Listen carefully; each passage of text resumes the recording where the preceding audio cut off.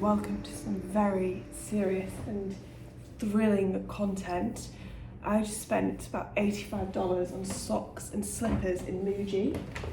There's some sort of unspoken system in New York where when you take your clothes to the washing fold, it costs you at least $10 and you lose at least one sock.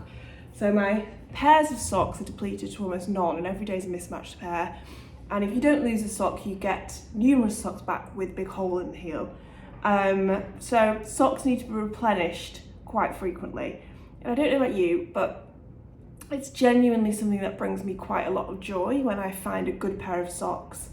It makes me feel quite grown up and like I've sort of got my shit together. I always bought some slippers, but I'm going to make you wait for those.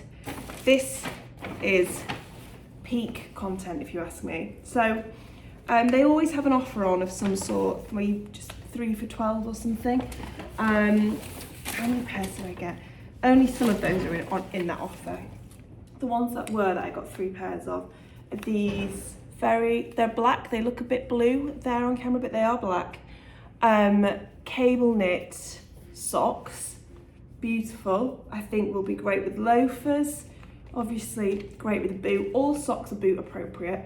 But these, I think, with my row loafers and my Kate loafers, which I'm wearing both those a lot, will be a really strong pairing. And while I was on that theme, I then thought I need a grey pair. These are a bit rougher to go specifically with the row loafers. I was thinking very like granddad-esque. These were more expensive. These were $11 because this is yak wool and this is an undisclosed wool. Lovely. And then I got 4 pairs of thick ones, also at $9.90 each.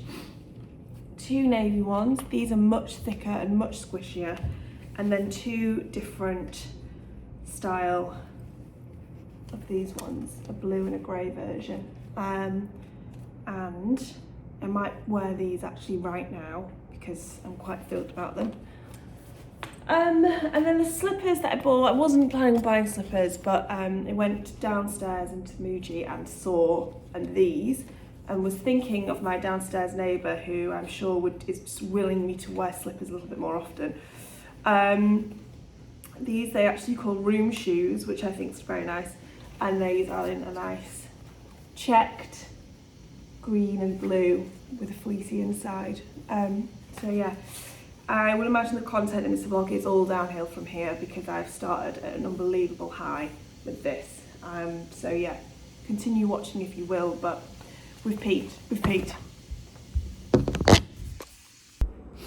Oh, I've just taken off my turtlenecks. I love them, but I get a bit like, about them. It's just very difficult being me. I'm just going to Essex Market to get some bits for Thanksgiving dinner. I'm going to a group of friends' house. I think that's what you call it, Friendsgiving, which I'm really excited about. It's quite hard not to get wrapped up in the whole Thanksgiving frenzy when you're here, but part of it is I've got no idea or concept of like, when do shops shut? How serious is this? And obviously it's a very serious national holiday, I know that, but like, is it like the main Christmas days in the UK where things aren't open? I don't know. And today's Monday, Thanksgiving's on Thursday, and I'm taking no risks because I'm going to a friend's thing where you are put into 2 teams and you can win in your team through playing touch football, which I will be no help to anybody at all there. Quiz, hopefully I can offer some help there, and winner of best side. I am making a cauliflower cheese which is kind of quite adjacent to mac and cheese, which I know is a very popular Thanksgiving side, but I'm a big lover of cauliflower cheese, and I think it goes so well with like roasted meats. So because I'm in a panic about Thanksgiving, that genuinely I'm stressed about it. I don't know where it's come from.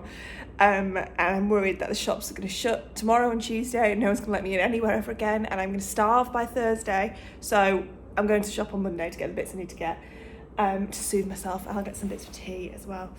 So that's what's happening now. Just written a frenzied list of how to make cauliflower cheese, because I've never actually made it before, but famous last words, I'm sure I'm going to live to regret saying this. Simply how hard can it be?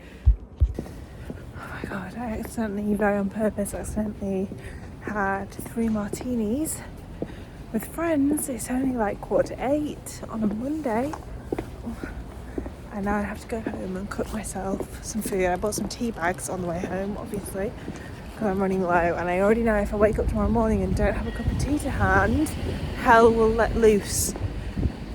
Yeah, I'm almost home and in desperate need of food. Good morning everyone. It's freezing cold. Oof. Yeah, it's like 4 degrees, it feels like 2, and it does. I'm just going to Crate and Barrel because I need to get a bigger dish for my cauliflower cheese, because I've only got a little dish that cooks for 2 people really. I've got cooked for enough cauliflower cheese for 14 people, so I'm going to get a big dish, and the little like kitchenware shop near me didn't have them, so we're doing a walk into Soho, and then I'm going to go uptown to the Met and have like a cosy indoor New York day because it's so cold.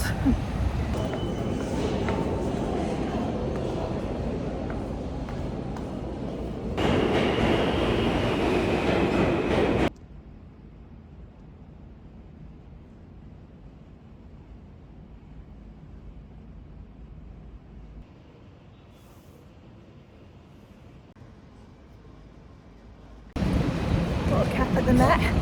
That bookshop, it was a French embassy. I just ran in there to shelter from the rain that has not stopped, but it was so beautiful. Amazing New York things like that. You dip in somewhere and then you're like, oh, it'll blow me down. And I'm just going to get the subway to like Flatiron and meet Joe. I was going to walk down, but I'm not going to. I'm really pleased with my cat though. I actually wanted the blue and red one, but they didn't have it. And queued for a long time to get into the Met, so I really beggars couldn't be choosers at that point. I was going to get whatever I was given. Very pleased with it though. And just in time for it to start raining. It's still so beautiful everywhere though, even on a wet day. Hello everybody. Quick skin chat before I forget. Oh, I've got makeup on, but a week out of period time. Better than it has been, but you can see quite a lot of texture in the spot there, but I think it is getting better. It's just still not, what my norm used to be. I had every intention, as you know, of making a cauliflower cheese, and it was Thanksgiving yesterday, by the way, for some context. And I went to my friends, which was so lovely. I managed to dislocate my knee earlier in the week, which is a real pain, literally. So I couldn't make cauliflower cheese because I couldn't carry said cauliflower cheese. I'm just a bit fed up about it because I can't really get about. I went out for a bit of a wander today, and actually, despite only managing to walk a 1 block radius, still managed to spend quite a large sum of money at a vintage shop because I'll stop at nothing. And thankfully there's a lot of things within a 1 block radius where I live here.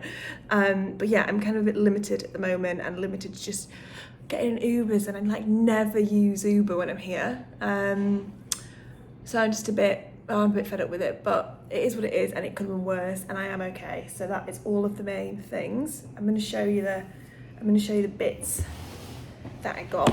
So yeah, this vlog hasn't been what I thought and hoped it would be, but such is life sometimes, isn't it? So there's a shop literally around the corner of me called Country Of. It's a really good vintage shop. They've got loads of like Comme des Garçons, Issey Miyake, Yoji and Issey, which is what this cardigan is. And the 2 guys working in there were like, and I mean this in a complimentary way, such fashion nerds. They were having like a really intense, in-depth conversation about Comme des Garçons, but like they really, really, really deeply cared about it. And they were so excited about me buying these things, and just really nice actually. So I got this Yoji Yamamoto, I guess it's a jacket. It's kind of like bonded wool, I suppose, double layered, so it's very thick. And you could definitely, I tried it on in the shop like just on its own with nothing underneath, which looks so nice actually, and kind of really sexy, because the top can fasten up really, I mean so tight it's actually a bit uncomfortable, but like done up it was super, super chic. And it's got these like slightly exaggerated shoulders, big pockets, and I mean like the quality is just so beautiful. I'm so pleased with it. It's all like double faced, what do we call that? It's gorgeous. I'm so pleased with it. The sleeves like the perfect, sorry, I just walked off the table. The sleeves like the perfect length. It's not quite right with these jeans, but I'm going out for a drink with some friends this evening, so I might style it for this evening and something more appropriate. And then I wasn't sure about this one, and then the guy was like, oh, we have 25% off everything, it's Black Friday, and I was like, oh, okay. This is an Issey Miyake coat. The reason I wasn't sure about it is because it's like a lightweight, I don't know if it is silk, because the label is in Japanese, so I can't read that, but it's 100% of whatever it is, but I don't know what the material is. Anyway, if it's not silk, it's, you know, silk adjacent. It's very lightweight, beautiful pleated piece. And I was unsure about it because I was like, what season do you wear this in? It's not as heavy as a trench coat, but then decided I could also wear it under pieces. Anyway, I wasn't going to try it on until he said it was 25% off. And then when I did try it on, I was just like, oh my god, the shape of it. Like, it's so beautiful. The way it like sits over my chest in particular, and it's just so flattering. I've got like relatively big boobs, and I do find sometimes in winter, like when you're wearing jumpers all the time, it's just sometimes I feel like a big shelf. And this, like the way that cuts down there, and then it has one button up here, which you could button up. Like imagine this with like a black turtleneck. It's so chic, and then it's got quite a big gap there with no buttons, and then more buttons down, so then you could also like have it buttoned up like that, and then it opens up a little bit. Anyway, I figured I will have it as a layering piece underneath winter coats, but also like imagine my outfit vision in the end was this in the spring with a tank top, like some indigo denim jeans and some ballet pumps, or like a really slim fitting loafer, like shoes from the Row kind of a vibe, you know, like something really dainty on your foot and really light, and just so chic. So I'm really glad I got it now that I've got it home actually, because I think it will be one of those beautiful forever pieces in my wardrobe. So for someone who can't walk more than a block, I've achieved quite a lot today, and I'm hungover because it was Thanksgiving yesterday, and I ended up having quite a bit to drink, quite a lot of wine. But yeah, other than injuries, sorry, this belt's J. Crew by the way, it's a really good one. If they still have it, I'll link it, because I'm really liking these sort of belts. I want one in brown, I'm gonna see if I've got one in brown, where you can just put the buckle, the pin, let's go with pin, anywhere on the belt. It's quite handy when I'm wearing like lots of low-waisted jeans at the moment. So yeah, I really want a brown belt, a brown leather jacket or coat. I kind of am like half into the coloured knitwear trend that everyone's wearing red jumpers, which I certainly feel like, oh, that looks really nice. And I do have a red jumper that I wear, and quite a bit, but I don't think I need another red jumper. But I'm sort of toying with coloured knitwear a little bit. And some new boots, which I don't really need, but I just find myself wanting them such is life. Yeah, some new flat boots and like a similar shape and style to my Church's Chelsea boots, my all-time favourite ones, but in a brown, I think. Having a bit of a moment for brown, it seems. So yeah, that's my wish list that I shouldn't be wishing for really, but here we are. And I haven't got anything else to update you on. I've just started reading a new book, but I'm going to talk about it later when I'm in the area rather than make myself get up and go and get it. And for now, I'm just going to stay sat here and looking at shoes for a little bit, because that's what I'm having a nice time doing. That it's Friday, it's a holiday here in America because it's part of Thanksgiving weekend. I think the Friday after Thanksgiving is. Maybe it's not, but I'm having one.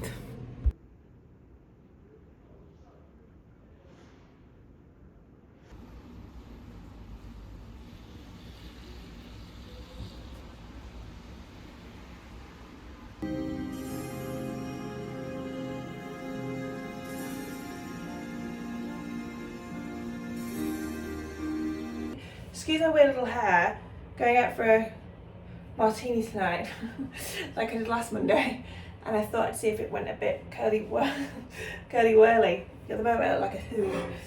I just was editing this vlog, and the continuity in it is insane, because my week has been insane due to knee dislocation, which, by the way, nothing serious happened. I just have very, very, very bad knees. I've had them all my life like this, and I was just walking and my knee came out. I don't wish it was a more dramatic story. I definitely shouldn't say that, but it's kind of a big thing to happen and an incredibly dull story to back it up.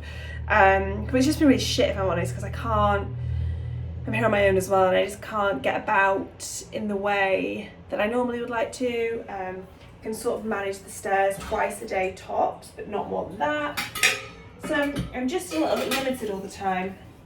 And as always, whenever anything like that happens to you, it makes you realise how much you probably take mobility and health for granted all the time. But it's getting a lot better. I just, definitely one of those things that you can't push too soon, because otherwise you just make it worse. I made a very delicious, because I didn't end up making the cauliflower cheese for Thanksgiving, have lots of cauliflower left, so I made a very delicious cauliflower and sweet potato soup, which I'm going to have for lunch in a second.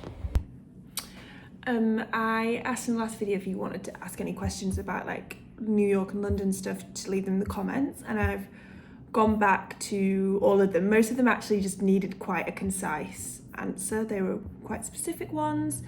The main one that people ask is, do I split my time quite evenly? And yes, it does end up being very evenly, and it is mostly dictated by work and like birthdays, Christmas, things like that, which I would always want to be in London for. Like close friends, family birthdays as well. Making friends in a new place. This was a really good one that I wanted to talk about more, which also then leads on to the next thing I wanted to mention, which is in regards to dating. Making friends somewhere new, I think that's been the hardest thing that I've found here in New York, and making it feel like home. I'm really fortunate I knew some people coming out here. That helps massively. Not everyone will have the opportunity to move somewhere where they have that privilege, but if you can make that happen, do, because you just need a few people for them to really expand your social group. But part of that, even if you do have that luxury of knowing some people, is that you have to really say yes to everything. You have to make a lot of plans. You have to be willing to be unbelievably social and prioritize your social life. The second thing that makes it a lot easier for me is having an Instagram following. I get quite a few messages from followers saying like, hey, I live in New York, I'd love to meet up for a drink sometimes. And if I've got the time, I will always try and say yes and go and do that, because you never know who you're going to meet. And I'm really actually also at the moment trying to cultivate a group of friends here that aren't transient, because nearly all of my friends here come and go the same way that I do. Whereas London, my friend group is very stuck in London. It's not stuck in London, that was bad wording, but in London permanently. And so when I go back, there's the same people there all the time. Whereas sometimes I come back here and I've got loads of friends, and sometimes I come back and all my closest friends aren't here. So I am at the moment trying to cultivate a group of friends that is slightly more permanent here. And yet, without having that of knowing a few people, I would say use social media. Again, I've got the privilege of having that following, but I'm still sure that you can find people via Instagram and message and things like that. I think it's different as well because I share my life online, people have an idea that they know me already, so it makes it a bit more approachable. I understand that just messaging a total stranger would feel a bit weird. I think find like a group or something, like if it was an art group or a sport that you were really interested in, or a book club or something. New York has lots and lots of things like that. Something that has some shared interest already, and then go to that and then meet people through that. But the main thing that you really have to do is say yes to every social plan that comes your way. I do think the really good thing about why, and probably why I've ended up with lots of friends who are quite transient and mostly all expats, is because other people who do this understand how important it is to be introduced to new people. So my groups of friends who aren't from here tend to be really, really generous with introducing me to other people. They'll invite me on a night out with it's a big group of friends.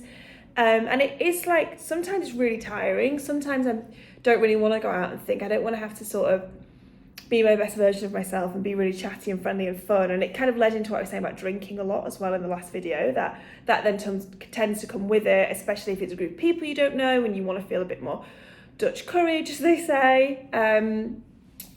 So yeah, all of those things sort of come hand in hand, and I personally find them quite hard to separate. But 9 times out of 10 of those nights where I've gone out when I haven't felt like it, and it's been a big group of people I don't know, you can always leave if you're not having a nice time, but they've always been so much fun, and then I've always met people, and then follow it up the next day and like send you text messages. It's like, that was so nice, let's go get coffee sometime. I'd love to go for a drink at another point. I do find people here say yes a lot more than people do in London. Find it really easy to, like, once you've met somebody, to then start regularly quite seeing them. But you just have to be super proactive and very, very, very social, I think, as well. And be willing to kind of move outside your comfort zone. But I'm very aware that I've answered that while having had the privilege of a Instagram following that reach out to me, and some friends here already. But if you know a couple of people here already, if you're thinking of moving somewhere, wherever it is, use them. Like, honestly, hound them and make plans with them, and be vulnerable and say, like, look, I'd love to meet some of your friends as well, because this is new for me and I don't really know that many people here. The other question that I really liked said, would you be open to discussing dating sometime? Super general, no specific details, which, yeah, I'm not going to show any details, personal ones. I had my big breakup around the same time as you 4 or 5 years ago. I know that's referring to the breakup when I left Manchester, which unbelievably is actually 7 years ago now, which is insane. And I was wondering how you're finding dating in your early 30s, such as changing level of confidence, making your own choices versus societal pressure, a vague biological clock ticking somewhere, finding out what you want from life, and or a long-term boyfriend / girlfriend, etc., etc. I'd love to hear your thoughts, any thoughts you have. Thank you. Her name is Astrid, I think. Thank you, Astrid. Without sharing any personal details, do you think that dating like into your late 20s and early 30s is a really interesting time to do it? The vague biological clock thing is the thing that I wish that I could take away for all women, for lots of like other women in my life and friends, as people are getting older and you're like more your own person than you've ever been. You love your own life more than you've ever loved it because you've worked really hard to build it to this point, and then there's this like thing that's like, oh, you need to settle down, you need to meet that person, you need to start having babies, if that's what you want in your life, obviously. And it's like an inevitable part of going through your 30s and becoming more of a time pressured thing. At the moment, I don't personally feel that biological clock too much, which I'm very, very, very lucky to be able to say, and potentially naively saying I don't really know anything about my infertility. But I think, sorry, I've got a light going on and off over there. But yeah, only being 31 at this point, I do feel really young still all the time. I actually always feel like I'm in my 20s, really. Again, potentially very naively. I don't feel like I'm at a point where I have to make decisions where I'm considering that biological clock, but I know it's only a matter of years until I potentially would have to do that. But yeah, I think the thing that I always want to say when it comes to dating or just generally being single is that I truly wholeheartedly believe the single years in anyone's life have the potential to be some of the best years of your life.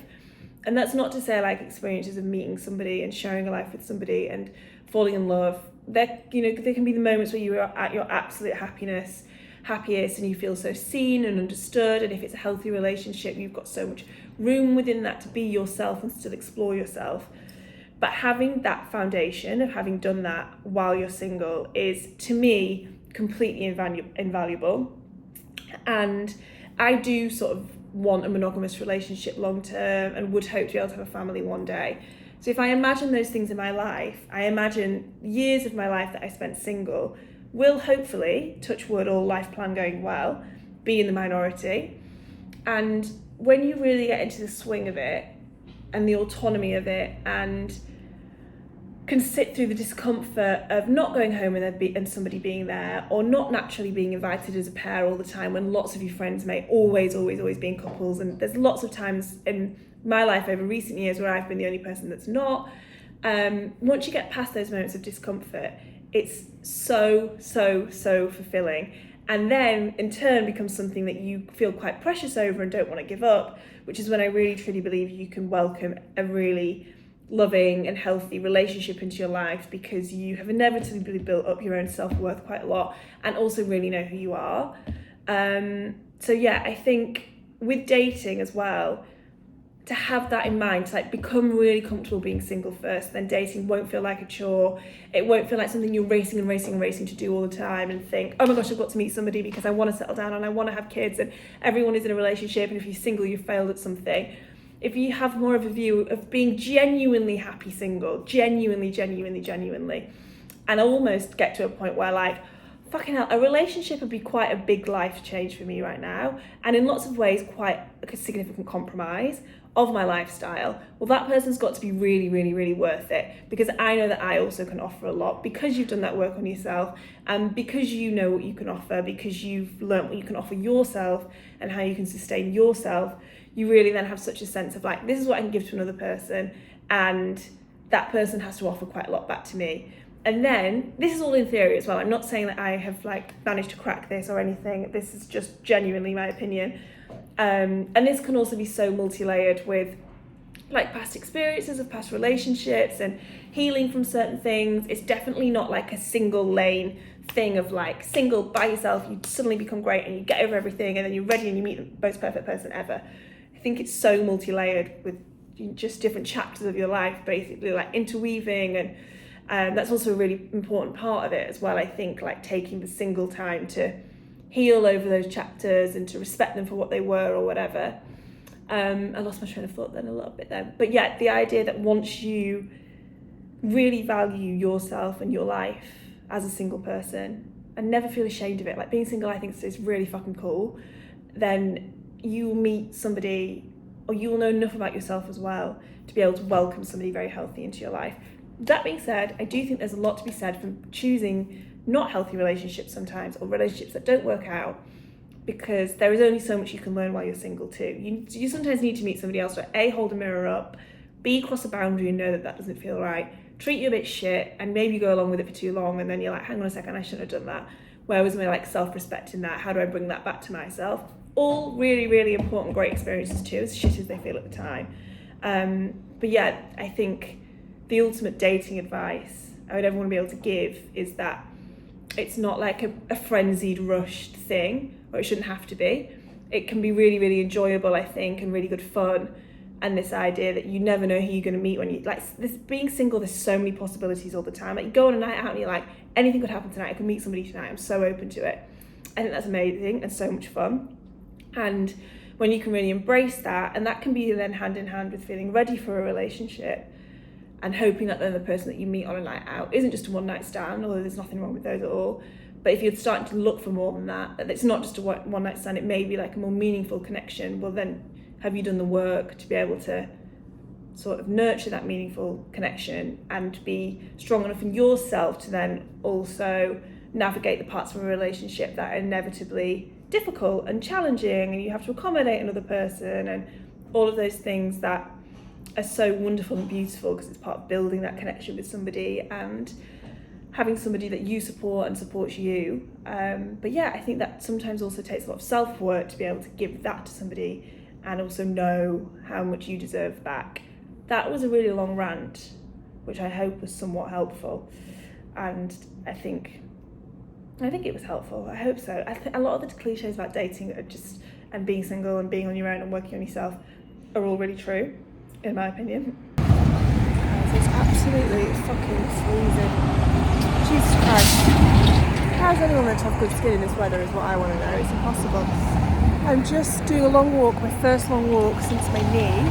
So a week ago now, taking it very slowly, but it's helping to keep it moving actually. And I'm walking to a pharmacy or chemist. Do you call it chemistry or is that British? I think chemist is British. Where there's lots of hair clips. And then I've got a meeting uptown, so I'm going to jump on the train, but just wanted to have a little deliberate walk before I do that.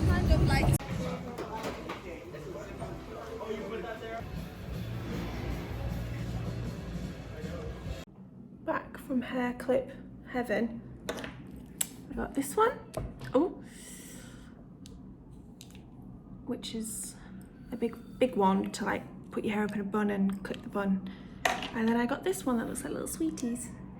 That I don't know what, like not much of my hair is gonna fit in that at all actually. I can probably only do like a half up do, but while I'm still loving short fringe, actually sort of tempted to go a bit shorter with it. Maybe I can do a little half updo. Quite chic, no?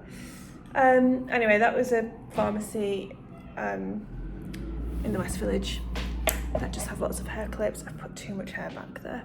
Okay, no, that's not working, but let's just not bother about that now. Thank you all for watching. This video is really rather long, so if you've got to this point, well done, congratulations, you would deserve a prize. I hope you've enjoyed, and I'll see you in the next one.